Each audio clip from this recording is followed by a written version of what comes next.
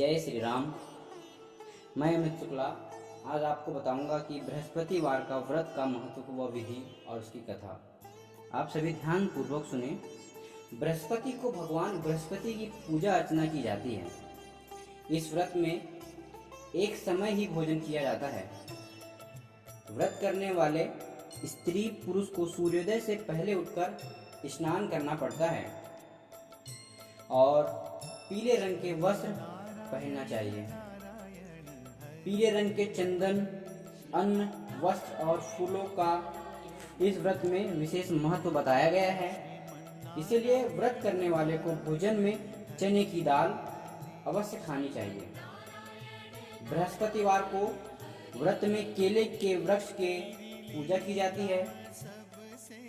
इसके पूजन से व्रत करने वाले स्त्री या पुरुष को बृहस्पति देव की अनुकंपा से धन संपत्ति और विद्या का अपार लाभ होता है। स्त्रियों के लिए बृहस्पतिवार की पूजा के पश्चात कथा सुनने का विशेष महत्व कहा गया है। बृहस्पतिवार के व्रत करने और कथा सुनने से विद्या का बहुत लाभ होता है और धन संपत्ति घर में भर भर कर पधारती है। बृहस्पतिवार के दिन ये सब बताई गई चीज़ों का विशेष ध्यान रखें और इसके पश्चात भगवान की कथा का श्रवण अवश्य करें। अब मैं आपको बृहस्पतिवार की कथा सुनाता हूँ। किसी गांव में एक साहूकार रहता था। उसके घर में अन्न, वस्त्र और धन किसी भी वस्तु की कमी नहीं थी, परंतु उसकी स्त्री बहुत लोभी और ईर्ष्या द्वेष करने वाली थी। घर में अन्न, वस्त्र और धन के भंडार भरे होने पर भी निर्धन को वह कभी कुछ नहीं देती थी। भिक्षा मांगने वाले को भी किसी न किसी बहाने से खाली हाथ लौटा देती थी। एक समय एक साधु महात्मा बृहस्पतिवार के दिन उसके द्वार पर आए और भिक्षा मांगने लगे। स्त्री उस समय अपने घर के आंगन को लीप रही थी। इसी कारण साधु महाराज से कहने लगी, हे महाराज, मैं इस समय घर लीप रही हूँ, आपको मैं कुछ नहीं दे सकती, फिर किसी अवकाश में आना। साधु महात्मा खाली हाथ चले गए। कुछ दिन पश्चात वही साधु आए, उसी तरह भिक्षा मांगी। साहूकारनी उस समय अपने लड़के को खाना खिला रही थी। कहने लगी, महाराज, मैं क्या करूं? बच्चे को खाना खिला रही हूं, इसीलिए आपको भिक्षा नहीं दे सकती। तीसरी बार महात्मा आए तो उसने उन्हीं उसी तरह से टालना चाहा, किंतु महात्मा जी कहने लगे कि यदि तुमको बिल्कुल ही अवकाश हो जाए तो मुझको भिक्षा दोगी। साहूकारनी कहने लगी कि हाँ महाराज, यदि ऐसा हो जाए तो आपकी बड़ी कृपा होगी। साधु महात्मा जी कहने लगे कि अच्छा, मैं एक उपाय बताता हूँ, आप करो। तुम बृहस्पतिवार को दिन चढ़ने पर उठो और सारे घर में झाड़ू लगाकर कूड़ा एक कोने में जमा करके रख दो। घर में चौका भी मत लगाओ। फिर स्नान आदि करके घर वाले से कह दो उस दिन सब हजामत अवश्य बनवाएं।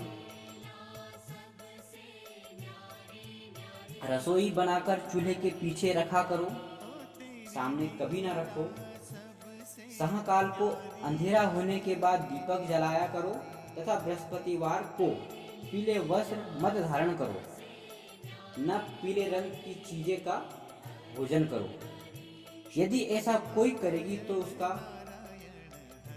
ऐसा करोगी तो तुमको घर का कोई काम नहीं करना पड़ेगा।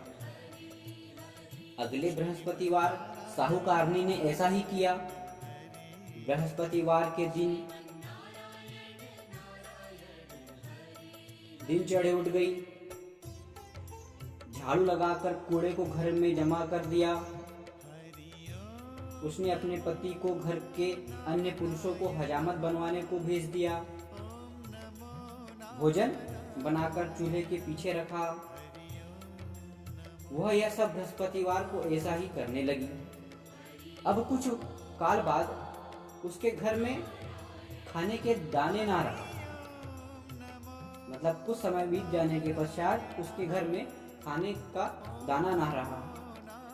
थोड़े दिनों में महात्मा फिर आए और भिक्षा मांगी, परंतु सेठानी ने कहा, महाराज मेरे घर में खाने को अन्न नहीं है, आपको क्या दे सकती हूँ। तब महात्मा ने कहा, जब तुम्हारे घर में सब कुछ था तब भी तुम नहीं देती थी, अब पूरा पूरा अवकाश है तब भी आप कुछ नहीं दे रही हो, तुम क्या चाहती हो कहो। उसे देखते ही साहूकारनी ने साधु के चरणों में गिरकर बोली, महाराज मुझे क्षमा करो, मैंने झूठ बोलकर आपको भिक्षा देने से इनकार किया था। मेरी गलती से मेरे घर की सब धन संपत्ति, अन्न और वैभव नष्ट हो गया है।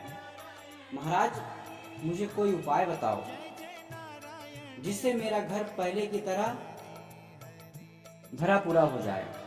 यदि आपको कोई उपाय नहीं बताया तो मैं आपके चरणों में सिर पटक पटक कर प्राण दे दूंगी।